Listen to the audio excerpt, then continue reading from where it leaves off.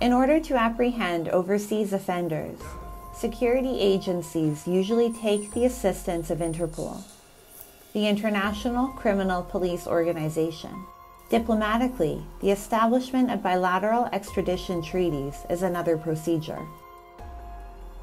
China, however, has adopted an illegitimate method to apprehend those overseas citizens they perceive as offenders. Madrid-based human rights organization, Safeguard Defenders, in its 21-page report titled 110 Overseas Chinese Transnational Policing Gone Wild, has revealed the presence of dozens of Chinese police service stations in major cities around the world. The report further exposes how the campaign was launched on a humble scale in 2018 in order to allegedly combat the growing issue of fraud and telecommunication fraud by Chinese nationals living abroad. Now, these so-called service stations are violating the international rule of law. The Chinese have set up a parallel policing mechanism to target dissidents and place surveillance on its own nationals. The report claimed that from April 2021 to July 2022, 230,000 nationals had been persuaded to return to face criminal proceedings in China. We know before this became a news report, there are people being approached or often being approached by individuals, either using threat or kind of way to persuade them to return home. But obviously, these people don't come across as police. They disguise themselves like business people or diplomats. So this safeguard report really kind of exposed these hidden police stations and the police, undercover police that actually operating in these countries.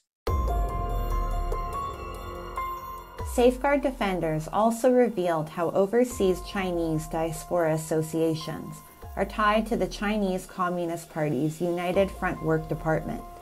Some of these organizations are registered to handle a liaison role with the Chinese police, in violation of local regulations.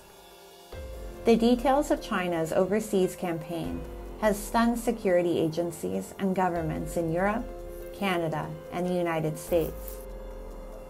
FBI Director Christopher Wray said the United States is deeply concerned about unauthorized Chinese police stations in cities like New York, as they violate sovereignty and circumvent standard judicial and law enforcement cooperation processes. Canada and the Netherlands are also joining the United States in launching investigations into these secret Chinese police stations.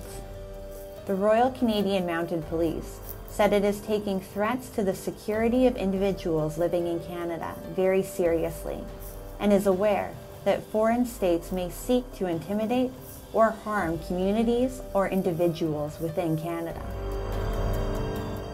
Now focus inside is they are already controlling, yes, but outside is a little more difficult to control. Therefore, they want to focus on the dissident Chinese who live in free countries, not to speak freely. If they do so, then they will, control their own families who live inside China. Beijing has been accused of using illegal methods against targeted individuals or their family members, which undermines any due process and the most basic rights of suspects. Furthermore, the disregard for the use of proper channels and processes in international relations is blatant. Despite China's insistence on the establishment of bilateral extradition treaties or other mechanisms of judicial cooperation, which serve both a specific propaganda purpose in legitimizing the Chinese Communist Party-controlled judicial system, as well as nurturing a chilling effect for the rapidly growing number of individuals fleeing China, it rarely uses these legal international procedures. rather than cooperating with local authorities in the full respect of territorial sovereignty. China, thinking itself beyond reproach, has instead set up an alternative policing and judicial system within third countries. As investigations against China intensify, the world can remain hopeful that China will be held accountable for their blatant disregard of international law and human rights.